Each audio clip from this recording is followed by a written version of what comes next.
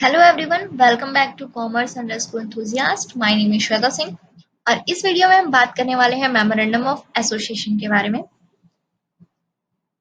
किसी भी कंपनी की जब फॉर्मेशन होती है तो तीन डॉक्यूमेंट्स बहुत ही ज्यादा इंपॉर्टेंट होते हैं। The first one is memorandum of association, second is article of association and the third one is prospectus. इस वीडियो में हम मेमोरेंडम ऑफ एसोसिएशन और उसकी क्लॉज के बारे में डिस्कस करेंगे। आर्टिकल ऑफ एसोसिएशन और प्रॉस्पेक्टस के बारे में हम नेक्स्ट वीडियो में डिस्कस करेंगे। So let's continue. Memorandum of association किसी भी कंपनी का इंपॉर्टेंट डॉक्यूमेंट होता है। जब किसी कंपनी का रजिस्ट्रेशन करना होता है आरओसी के पास, मीन्स रजिस्ट्रार ऑफ कंपनी के पास, तब ये डॉक्यूमेंट बहुत ही इंपॉर्टेंट होते हैं एक फंडामेंटल डॉक्यूमेंट में। बिना मेमोरेंडम ऑफ एसोसिएशन की कंपनी का रजिस्ट्रेशन नहीं हो सकता है।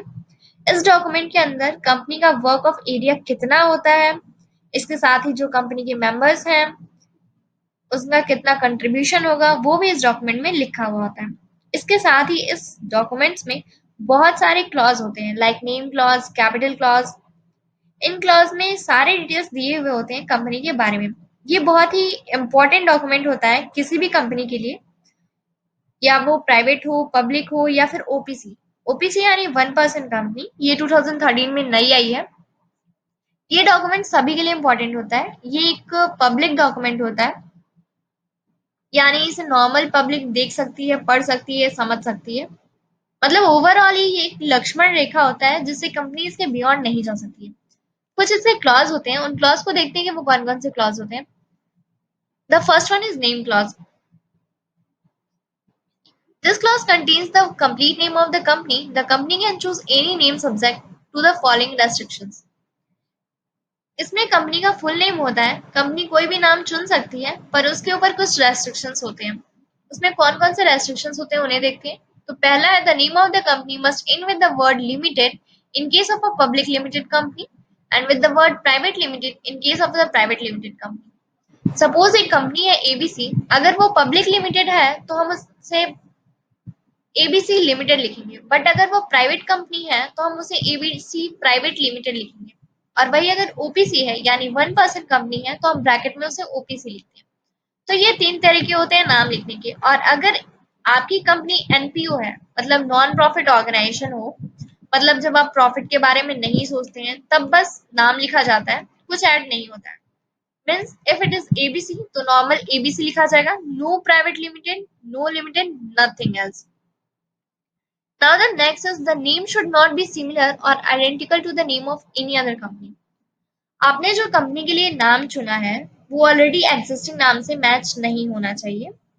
मतलब आप जब अपनी कंपनी के लिए नाम सेलेक्ट कर रहे हो तो ये जरूर इंश्योर कर लीजिए कि आपका नाम किसी और कंपनी के साथ मिलता जुलता नहीं होना चाहिए, क्योंकि आरओसी आपको ऐसा नाम नहीं देगी। जब आप रजिस्ट्रेशन कराना चाहते हैं तो आपको नेम अप्रूवल कराना पड़ता है, तो वहां पे आरओसी आपको ऐसे नाम नहीं देती है। अब हमें वही नाम चाहिए, सपोज अगर कोई ये कहे कि हमें वही नाम चाहिए, क्यों नहीं मिल सकता, तो भाई इसके पीछे एक रीजन है।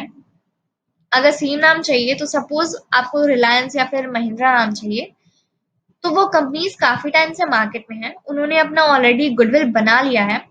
तो अब आप जाओगे उस नाम से मार्केट में, सपोज महिंद्रा नाम से गए, तो हम एक नॉर्मल कंज्यूमर है, आपका प्रोडक्ट देखा, हमें ये लगा कि आप वो महिंद्रा हो जो ऑलरेडी इतना फेमस है, जिसकी इतनी सारी गुडविल है, हमने माइंडसेट उनका बनाया और हमने आपका प्रोडक्ट ले लिया। सपोज आपका प्रोडक्ट उस क्वालिटी या टाइप का नहीं हुआ जैसा उनका है, या फिर जैसा मैंने एक्सपेक्ट किया था, तो ऐसी मिसअंडरस्टैंडिंग ना हो इसलिए सिमिलर नेम्स नहीं दिए जाते हैं। मतलब जो ऑलरेडी किसी ने गुडविल बनाई है आप उसे इंटीमेट ना करो, सिंपल सी बात है। Now the next point is the name should not convey any connection or link of the company with the government department. Suppose मेरा खुद का एक कंपनी है, मैंने उसका नाम रख दिया एबीसी सेंट्रल गवर्नमेंट कंपनी। अब कहने को तो मैंने नाम रख दिया, मेरी मर्जी, मैंने सेंट्रल गवर्नमेंट रखा, लेकिन पढ़ने वाले को तो ये लगेगा कि यार ये गवर्नमेंट से रिलेटेड है, ये सेंट्रल गवर्नमेंट की है, तो उसको ये मिसकंसेप्शन होगी कि ये कंपनी किसकी है, सेंट्रल गवर्नमेंट की है। फिर गलतफहमी हो जाएगी, आप सेंट्रल गवर्नमेंट के नाम से अपना धंधा कर रहे हो, दैट इज नॉट पॉसिबल। तो ये बोलते हैं कि आपकी कंपनी का नाम ऐसा भी नहीं होना चाहिए कि ये मिसकंसेप्शन दे कि भैया आप गवर्नमेंट से एसोसिएटेड हो या गवर्नमेंट के किसी डिपार्टमेंट से लिंक्ड हो। Alteration of name clause. Alteration क्या होता है? जब कभी भी किसी भी चीज में चेंज लाते हैं, उसे लीगल लैंग्वेज में हम अमेंडमेंट या फिर अल्टरेशन बोलते हैं। तो a company can change its name by passing a special resolution and by obtaining a written approval of the central government. अब ये बोलते हैं कि हमें नेम क्लॉज में चेंज करना है, हम बोलते हैं कर लो। ये बोलते हैं कंपनी को स्पेशल रिजोल्यूशन फॉर्म करना पड़ेगा, और स्पेशल रिजोल्यूशन फॉर्म करते टाइम समटाइम्स ऐसा हो सकता है कि आपको गवर्नमेंट से परमिशन लेनी पड़े। नेक्स्ट पॉइंट इज सिचुएशन या फिर डोमिसाइल क्लॉज। इस क्लॉज में क्या होता है? This clause contains the name of the state by which the registered office of the company is to be situated. It is necessary because the company gets the registration from that state only. इस clause में आपको state का नाम means UP, MP ये लिखना होता है, लेकिन कभी कभी स्टूडेंट्स को ये लगता है कि इसमें हमें पूरा कंपनी का नाम लिखना होता है, but you just have to write the name of the particular state. इसके बाद बोलता है the registered office is the place where all the important documents of the company are to be kept. आपने एक ऑफिस बनाया है, आप सारे काम ऑफिस में करते हो, तो आपको ऐसे फाइल्स कहाँ रखने होंगे? ऑफिस से रिलेटेड ऑफिस में। घर तो लाएंगे नहीं, या फ्रेंड के घर तो छोड़ के आएंगे नहीं। तो ये बोलता है कि ये बोलने का ये मतलब है यहाँ पे कि आप सारे काम जो भी कर रहे हो ऑफिस में, उसे ऑफिस में ही रखो, ऑफिस के सारे डॉक्यूमेंट्स, और कहीं नहीं रखना है। A company must have registered office when it starts its business activities or within 30 days of its registration, whichever is earlier. ये बोलता है कि जब कंपनी स्टार्ट हो रही है तो ये रजिस्टर हो स्टार्ट हो रही है या रजिस्टर्ड हो रही है, तभी ये अपना ऑफिस तैयार कर ले, या फिर स्टार्ट करने के 30 डेज के अंदर ही अंदर अपना ऑफिस रजिस्टर कर सकती है। जो आपको सही लगे वो कर लीजिए। और आपको आरओसी को ये पर्टिकुलर फॉर्म भी फिल करना पड़ता है 30 दिन के अंदर अंदर में ही, कि आपने रजिस्टर्ड ऑफिस ढूंढ लिया है, ये हमारा एड्रेस है, यहाँ हम सिचुएटेड हैं, ये सिनेरियोज हैं, ये इलेक्ट्रिसिटी बिल है या ये टेलीफोन बिल है, जिससे आप ये प्रूफ कर सकते हैं कि दिस इज द एरिया जिससे हमें चूज किया है अपने रजिस्टर्ड ऑफिस के लिए। अब इन्हें यहाँ भी अमेंडमेंट करना है। तो फर्स्ट है इसमें अमेंडमेंट में, by passing a special resolution और by obtaining sanction of the registers of both the state if the office is to be situated shifted from one state to another. एक तो इसमें लगेगा स्पेशल रेजोल्यूशन, इसके अलावा लगेगा sanction. किसका sanction? दोनों के आरओसी का, जहां पे आपका पहले से वो स्टेट में रजिस्टर्ड ऑफिस सिचुएटेड है, दूसरा वहां का जहां आप अपना नया दूसरा वाला रजिस्टर्ड ऑफिस बनाना चाहते हो या बना रहे हो, दोनों का ही सैंक्शन लगेगा। नेक्स्ट पॉइंट है, by passing a special resolution only if the office is to be shifted from one town to another in the same state. ये बोल रहा है कि आपको ऑफिस एक जगह से दूसरी जगह ही शिफ्ट कर रहे हो, लेकिन स्टेट शिफ्ट नहीं हो रहा है। स्टेट आपका एमपी का एमपी ही है, आपका मतलब आप क्या कर रहे हो, भोपाल से इंदौर जा रहे हो, तो ऐसे में आपको ज्यादा तामझाम करने की जरूरत नहीं है, आपको सिर्फ एक स्पेशल रिजोल्यूशन से काम चल जाएगा। नेक्स्ट पॉइंट है, by passing an ordinary resolution if office is to be shifted from one locality to another within the same town. अब ये बोलता है कि स्टेट सेम है, टाउन भी सेम है, बस करना क्या है, जैसे एमपी नगर है भोपाल में एक एरिया, और हम बोल देते हैं कि कोलार। आप क्या कर रहे हो फिर? बस एमपी नगर से कोलार में शिफ्ट हो रहे हो, दैट्स इट। नेक्स्ट पॉइंट है हमारा इसमें ऑब्जेक्ट क्लॉज। जैसे कि इसमें नेम से समझ में आ रहा है कि ये ऑब्जेक्टिव है, गोल है, मिशन है, तो बस यही आता है इसमें।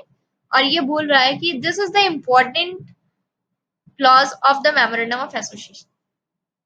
ये बोल रहा है कि मोस्ट इम्पोर्टेंट। ये ऐसा क्यों बोल रहा है? तो क्या बाकी सब फालतू थे? नहीं, ये सब फालतू नहीं थे, वो ये बाकी सबके कंपैरिजन में ये बहुत ज्यादा इंपॉर्टेंट है। और क्यों इंपॉर्टेंट है इसका रीजन देखते हैं। It contains the main objects of the company and the other secondary objectives of the company में परस्यू। सपोज कंपनी का मेन ऑब्जेक्टिव है मेडिसिन बनाना, वो मेडिसिन बनाएगी, तो मेडिसिन के लिए आउटर कवरिंग भी होना जरूरी है, मतलब उसकी पैकेजिंग भी, तो वो सेकेंडरी ऑब्जेक्टिव में आता है। या फिर ये भी कह सकते हैं कि ये मेडिसिन की कंपनी है और उसे लगता है कि वो और भी काम कर सकती है, लाइक पैकेजिंग या उससे कुछ रिलेटेड, तो वो सेकेंडरी ऑब्जेक्टिव में आता है। This clause defines the scope and limitations of the activities of the company. ये आपकी स्कोप प्लस लिमिटेशंस दोनों ही फिक्स कर देती है। आप ऑब्जेक्ट स्टेट कर रहे हो तो ऑब्जेक्ट स्टेट कर रहे हो तब कुछ चीजें आपको दिमाग में रखनी पड़ती हैं। वो कौन कौन सी हैं देखते हैं। First one is the object of the company must be legal. हमें कोई भी लीगल ऑब्जेक्ट मतलब इलीगल ऑब्जेक्ट नहीं इंक्लूड करना अपनी कंपनी में। लाइक हमने अगर ये सोचा कि डिसाइड किया कि हमें स्मगलिंग का बिजनेस करना है तो ये हमारा लीगल नहीं होगा, ये इलीगल में आ जाएगा। Second, the object should not contrary to the provisions of any law. जो कंपनी लॉ में जो ऑब्जेक्ट लिखे गए हैं उस आपके लॉज जो आप अपनी कंपनी में लगा रहे हो वो बिल्कुल अपोजिट नहीं होने चाहिए या फिर डिफरेंट नहीं होने चाहिए। The third is the objects must not be immoral. Objects immoral नहीं होने चाहिए। अब इन्हें यहाँ पे भी अल्टरेशन करने हैं कुछ। In order to alter its object clause, a company must pass a special resolution and obtain the permission of the company law board. मतलब ऑब्जेक्ट क्लॉज को चेंज करना है तो क्या करना है, स्पेशल रेजोल्यूशन पास करना है, कंपनी लॉ बोर्ड से परमिशन लेनी है और ये करने के बाद आप अपने ऑब्जेक्ट क्लॉज को चेंज कर सकते हो। Next point is liability. इसमें कुछ नहीं है, इसमें बस हमें ये देखना होता है कि हमारी कंपनी क्या है, लिमिटेड बाय शेयर्स है, लिमिटेड बाय लाइबिलिटीज है या फिर आपकी कंपनी अनलिमिटेड नेचर की है। This clause defines the liability of the members of the company. हमेशा लाइबिलिटी मेंबर्स की होती है, डायरेक्टर्स की नहीं होती है। तो इसमें यह है कि मेंबर्स के बारे में कितनी लाइबिलिटीज बनती है, हम उसे इसके बारे मतलब इसमें उसके बारे में पढ़ते हैं। In case of company limited by shares, the liability of the member is limited to the extent of unpaid amount of their share capital. इसको हम एक एग्जांपल से समझते हैं कि एक पर्सन है जिसने 1000 शेयर्स लिए हुए हैं और पर शेयर्स की वैल्यू ₹10 है, पर उस इंसान ने सिर्फ ₹7 पे किए हैं ऑन ईच शेयर्स। अब ये बोलता है कि जब कंपनी विंडिंग अप होगी या विंडिंग अप के लिए जाएगी तब इस पर्सन की लाइबिलिटीज बनेगी 3000, क्योंकि इसने हर शेयर पे बस ₹7 दिए हैं, ₹3 रिमेनिंग है। तो 3 इंटू 1000 कर दिया जाएगा। तो विंडिंग अप के टाइम पे इस इंसान को सिर्फ हम 3000 के लिए परेशान कर सकते हैं, इसके बियॉन्ड हम इससे ₹1 भी नहीं ले सकते हैं। तो ये लिमिटेड बाय शेयर्स होता है। यहाँ पे भी कुछ अल्टरेशंस हैं। If a company wants to make an alteration in its liability clause, then it must pass an unanimous resolution in a meeting of its members. ये बोलता है कि अगर किसी कंपनी को लाइबिलिटीज क्लॉज को अल्टर करना है तो उसे यूनानिमस रिसोल्यूशन पास करना होगा मेंबर्स की मीटिंग में। मेंबर्स की मीटिंग यानी कि कौन सी मीटिंग, जनरल मीटिंग। यूनानिमस मतलब होता है कि सबकी हाँ में हाँ होता है। इस अगर किसी ने ना, अगर सबने ना कहा तो ना होगा, अगर सबने हाँ कहा तो हाँ होगा। नेक्स्ट पॉइंट है हमारा कैपिटल क्लॉज। कैपिटल का मतलब है कि हम बिजनेस स्टार्ट करने के लिए जो पैसे लगाते हैं उसे हम कैपिटल कहते हैं। उनकी पैसों की जो जरूरत होती है उसे हम कैपिटल कहते हैं। और कैपिटल लेने के लिए बहुत सारे सोर्सेज होते हैं, लेकिन अगर हम शेयर कैपिटल से ले रहे हैं तो हम कितने मैक्सिमम कैपिटल शेयर से ले सकते हैं उसके बारे में हम यहाँ पढ़ते हैं। This clause specifies the amount of share capital with which company is to be registered. कितना अमाउंट ऑफ शेयर कैपिटल है जिससे कि हम कंपनी को रजिस्टर्ड कर सकते हैं। The company with which company is to be registered is called registered, authorized or nominal capital. अब एक कंपनी है, उसने डिसाइड किया आरओसी के पास जाके कि मुझे रजिस्ट्रेशन कराना है।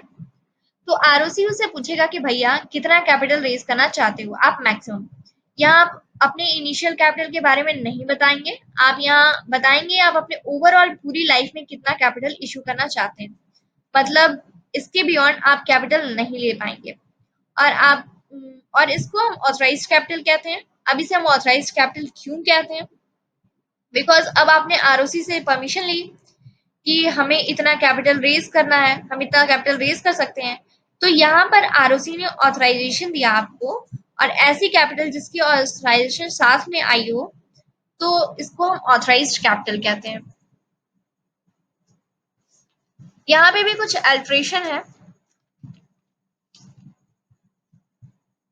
A company can alter its capital clause by passing a special resolution and by obtaining the approval of company law board.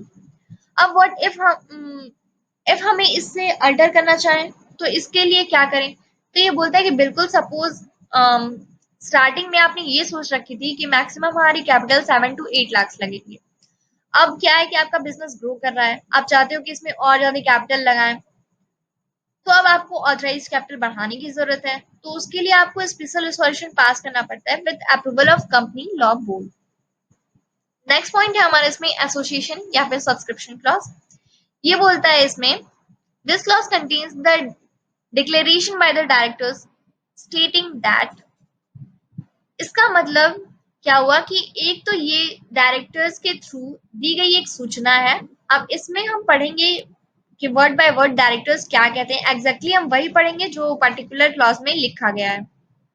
We यहाँ पे डायरेक्टर्स के लिए शो किया गया है। We the several persons whose names address are submitted and desirous of being formed into a company in accordance with memorandum of association and will undertake to take the qualification shares।